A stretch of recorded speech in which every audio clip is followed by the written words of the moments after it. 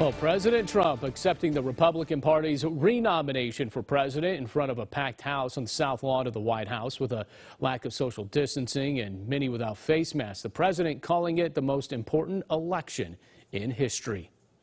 So is our panel buying what Trump is selling or what Biden is offering? Let's welcome back Jim Veros and Joe Kita. All right, lot to hash out here, gentlemen.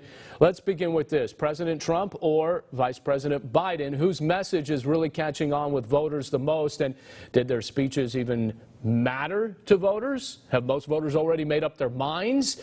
And whose speech was more factual and more inspiring? Jim, I'll start with you.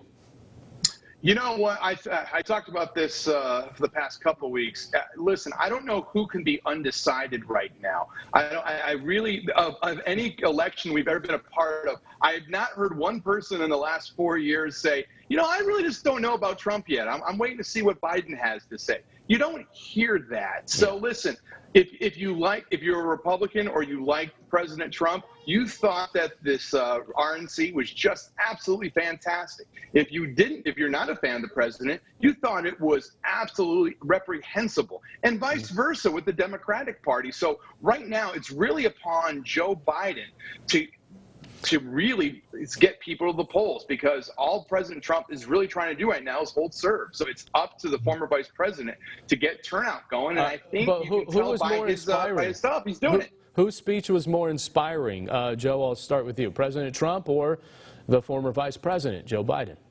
Gosh, it's kind of hard to tell. You know, I watched bits and pieces of both of them, and I got to tell you, I just don't think a lot of people were. I think a lot of people were kind of like me. They really weren't paying a heck of a lot of attention to these conventions. I mean, it's happening under such strange circumstances in this virtual convention.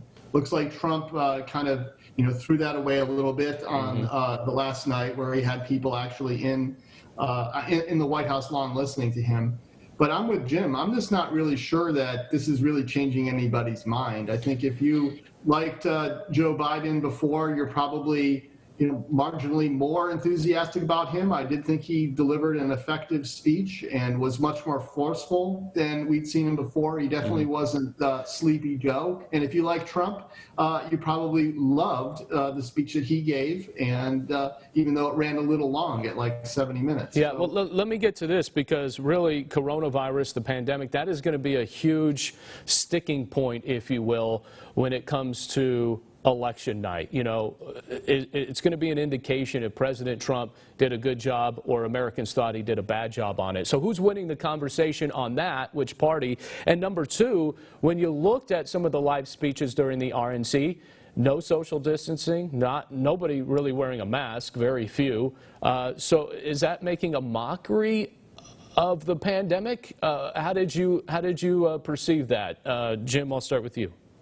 I think it is making a mockery of it. I mean, in my personal opinion, if you're at around 6 or 7% of people getting an infection rate, you had 1,500 people there. I mean, you're already hearing people getting, testing positive. So listen, I don't know how you run on, hey, this was an effective operation for stopping corona. I think only the hardened supporters of President Trump actually believe that. I think the moderate to left voters absolutely do not believe that. So if you're running on, hey, we did a really great job with coronavirus from the very beginning, I think you're going to see a one-term president.